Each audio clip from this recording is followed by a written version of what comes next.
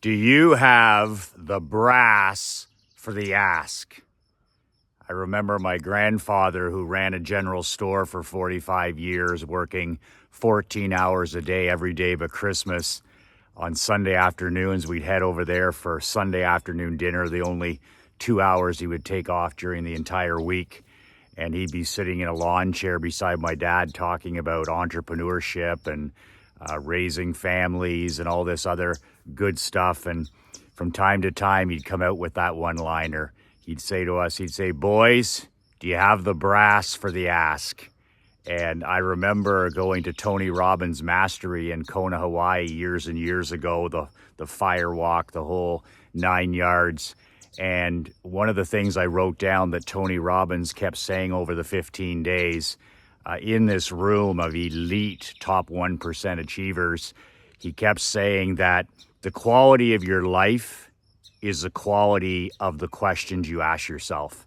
And that always stuck with me. So today I want to share a tour of our lake house here in Canada. As you may or may not know, I've returned from Naples yesterday. This is where my wife Krista and my daughter Emery, we spend 7 months of the year. We'll be here until New Year's Day, January 1st.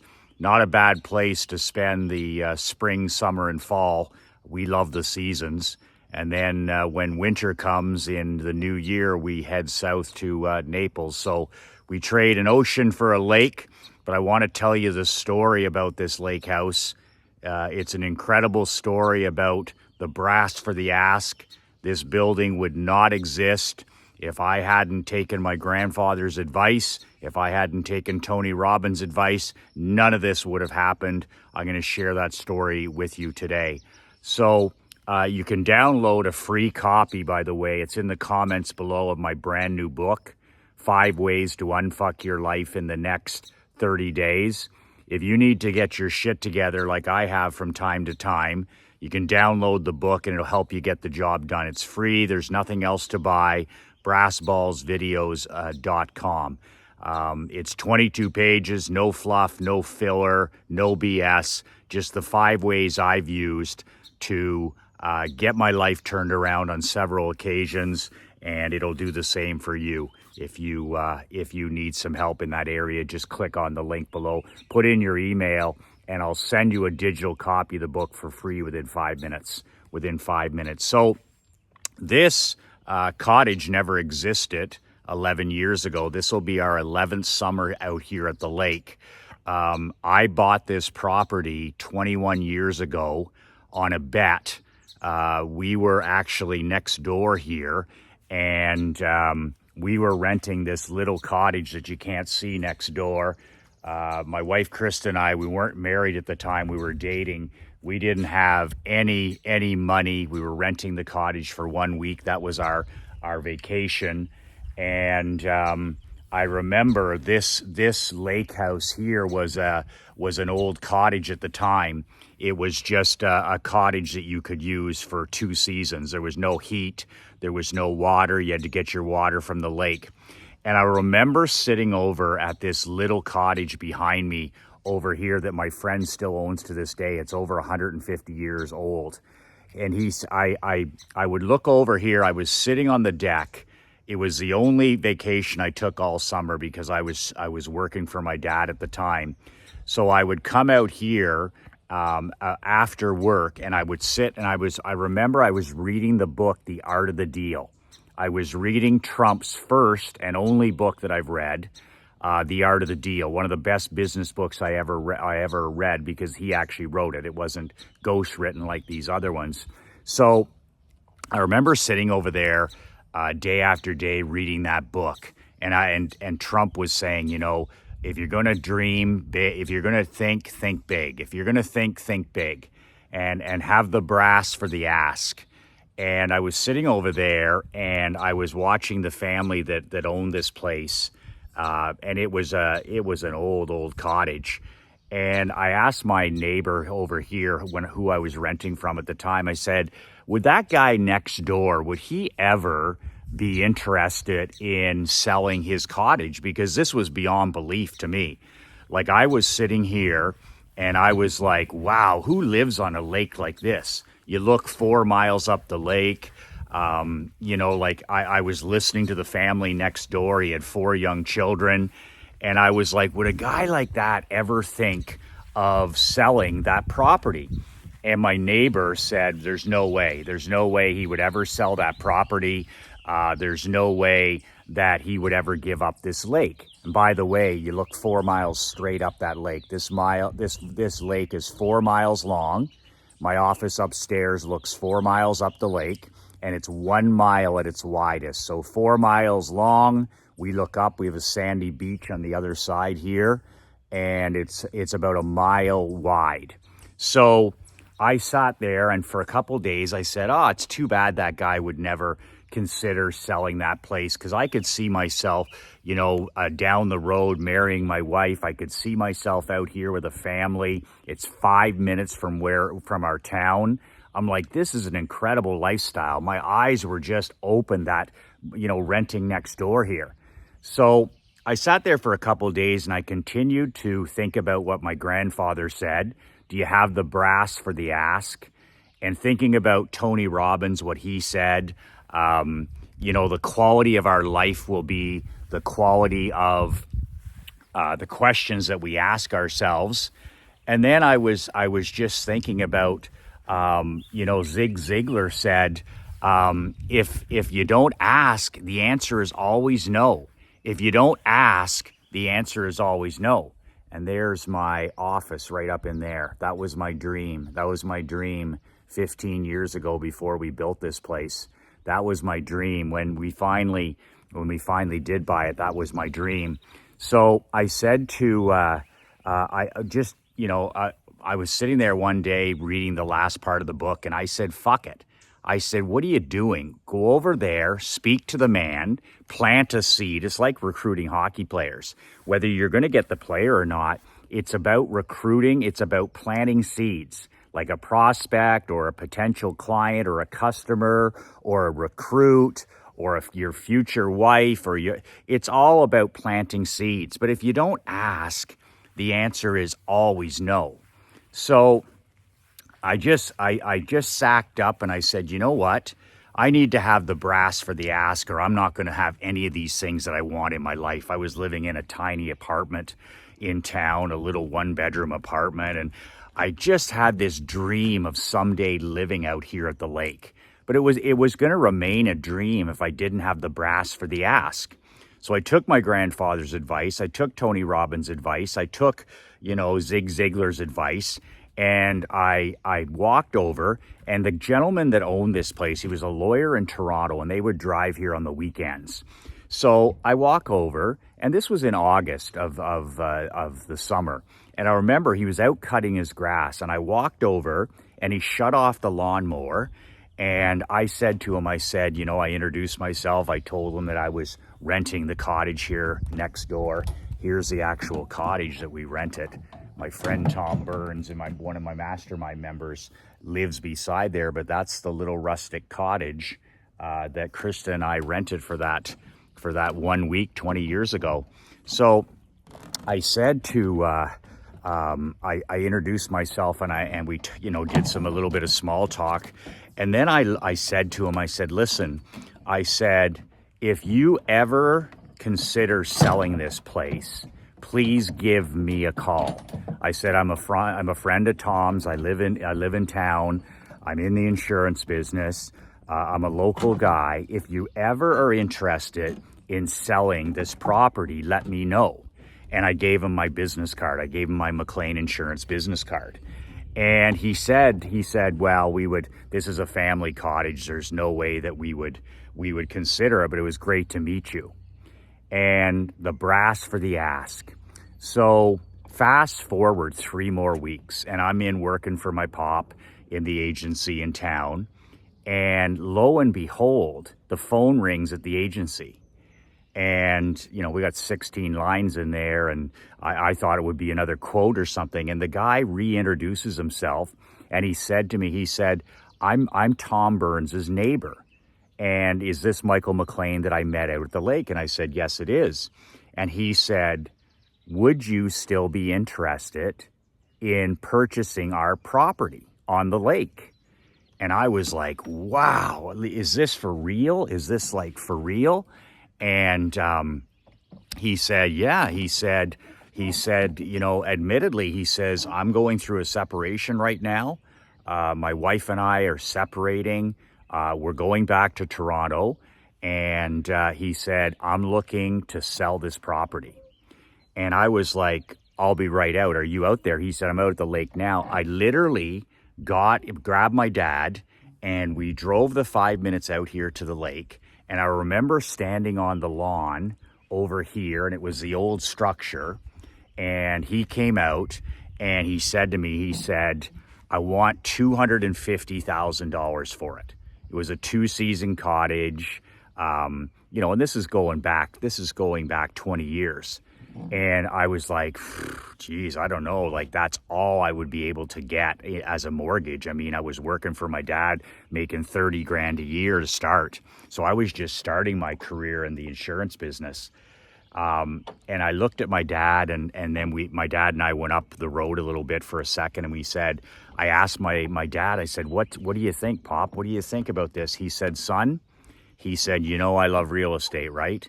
He said, and this is not going to be your biggest investment. That's the insurance agency. He said, but you'll never go wrong buying on the water 5 minutes from town.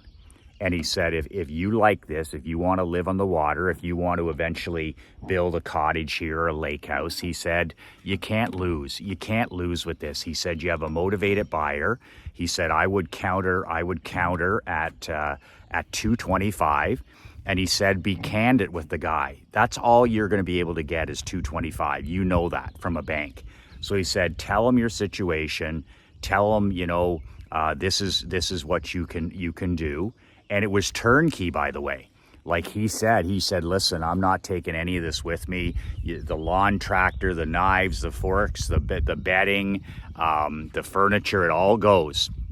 And he said, I'm going to put it on the real estate market next week. It's going to be in the local newspaper.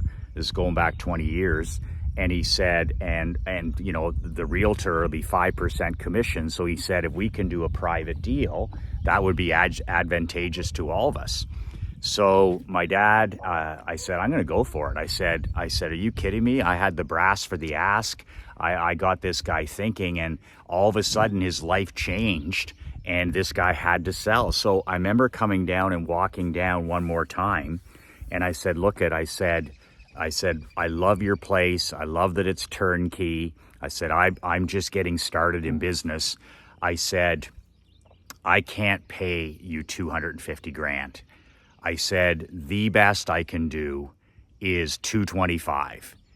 Everything in. I said, that's all the money I can get from the bank. I mean, I'm just getting started. I'm buying my dad's insurance agency. That's a 10-year commitment. And I'll never forget, he looked at me and he said, you know, this is a family cottage. We've had this in the family for 60 years. You're good friends with the neighbors. He said, this is a clean deal outside of real estate. I don't have to pay the 5%. He said, 225, I'll do it for you. 225. And he said, I'll leave everything for you. And he shook my hand. And I'll never forget walking down on this dock, and it was a different dock than this one, and just looking up the lake. And I just couldn't call my girlfriend at the time, Krista, who became my wife. I just could not believe that I owned a piece of property on the water. You know, we have these self-limiting beliefs where, you know, that's for somebody else. I was living in a rinky-dinky apartment, and all of a sudden I'm the owner of a piece of property that looks 4 miles up the lake. And driving back in with my dad's like, that's a good deal for you long term. He said, you can live there in the summers, and then eventually, if you like it, he says, that's a place you could actually build your permanent home. So we did the cottage thing for a number of years, and then 11 years ago, we leveled this thing to the ground. And I had a company called Discovery Dream Homes build the home beforehand and, you know, get my office where I wanted it up in there, the whole thing. and we wanted a red A-frame. We wanted to be different than, like, everything in Ontario is brown. So we wanted to do something. We got the idea when we were down east in Nova Scotia and in Newfoundland one summer. I said, look at all the great red homes and yellow homes, and something a little different with some personality. So my wife was pregnant with Emery. I did the design, and it took about 12 months to build it, and radiant floor heat. And we have a fireplace in there. And in the winter, we have our Christmas tree. And in the winter, I actually have a hockey rink right here, a skating rink. I flood it every night before we head to Florida. So that's the story of the Brass for the Ask. And when people come out here, they're like, Michael, you have such a magnificent view, such a magnificent home. And I think of those, like I call it those sliding door moments, like Brene Brown calls sliding door moments. If I didn't get off my ass over there 20 years ago and walk over and introduce myself to this gentleman who owned it, none of this, I wouldn't be shooting this video. I wouldn't be talking with you. We wouldn't have this beautiful lakefront home. We wouldn't have had all the memories that we've built out here over the last 11 summers. It just shows you, like, Tony Robbins is right. The quality of the questions you ask leads to the quality of your life. And Robbins would say things like, he said, you know, the way we talk to ourselves is so critical. And Robbins would always say, you know, he would tell some of the great questions, like asking yourself, instead of being negative, saying to yourself, you know, how can I learn even more from this? How can I use this to get even better? How can this make me a better husband? How can this make me a better father? How can I use this adversity to get stronger? That style of question, right? Where it's like, how can I use this to become even better? And you know, like it goes back, everything good in my life happened when I had the brass for the ask, including asking my wife to marry me, you know, talking to my wife about having a family, asking my dad about getting involved in the insurance business, it took me 5 years to buy the Perth Blue Wings junior team that I owned for 7 years and won a Barclay Cup championship. They said no to me 5 consecutive years. They just said, no, it's a community-based team. We'll never sell the junior team to a private person. And then on the 6th time I had the brass for the ask, they said, Michael, we've taken this as far as we can with community volunteers. We think that you're the type of person, with your dad being in the Hall of Fame, that you'd be the perfect owner. So 5 no's, 5 years of no, the brass for the ask, and then eventually it all worked out. Same thing in anything, like just asking. And if I don't ask, it's an automatic no. It's an automatic no. So teaching that to my 11-year-old all the time, like getting her to ask questions, ask, sell, plant seeds.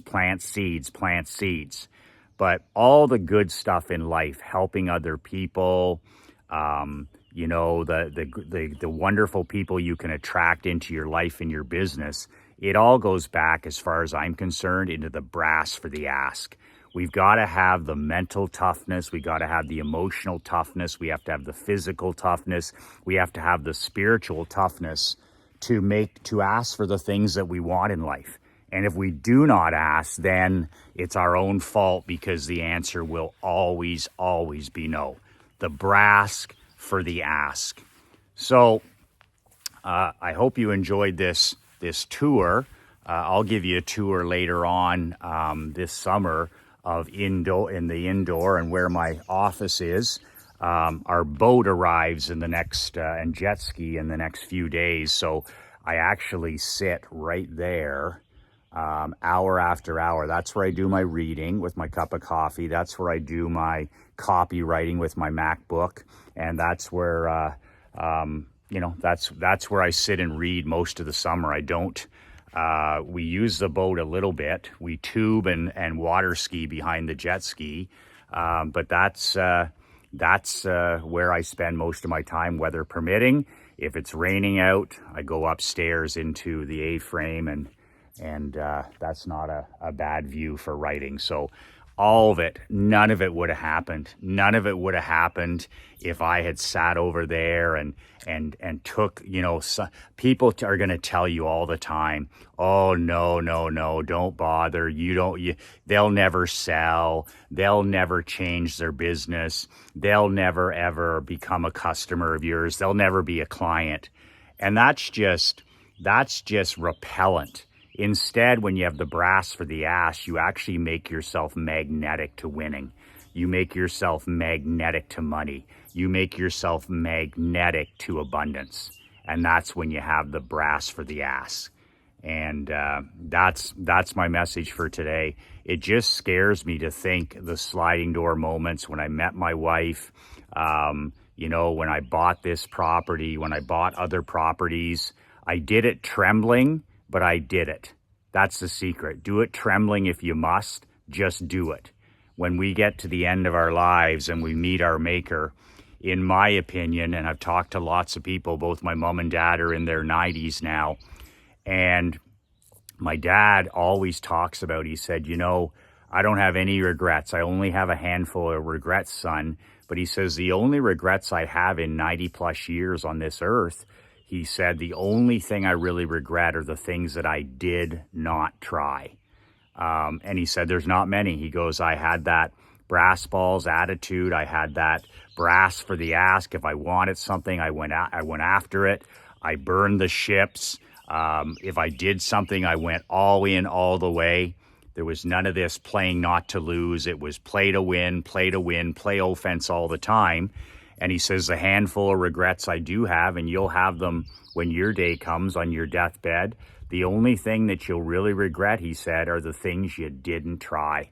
The things that you didn't go balls to the wall, the things you didn't go all in, the things where you didn't burn the ships. And he said, that's all. He says, your failures. He goes, I don't regret any of my failures. I don't regret any of my shortcomings or my losses or my disappointments. He said, the only thing you'll ever regret when your life is over on this earth, he said, are the things that you didn't try. And that's why you need the brass for the ask. If it's going to be, it's going to be up to you and me. That's such an important thing, the brass for the ask, so that when it's all over and our tour of duty is over here on planet Earth, on God's green earth, then we know for a fact that there's no regret. There's no regret. You went for it, you tried, you failed, you won, all of that stuff that's part of life, the brass for the ass. You can download a free copy of my book at the link below, brassballsvideos.com. Print it off, share it, tell your friends, share it with your adult children, with your managers, with your queen, and let me know in the comments what you think about my brand new book. My gift to you below at brassballsvideos.com. That's all I have for today. Remember, by the end of today, when you head home, give your queen a hug, give your children a hug, give your teenagers a hug, call your adult children, tell them how much they mean to you. You'll feel better, they'll feel better, and this world will be a little better place. 2 words that changed my life, 2 words that can change yours. Be relentless.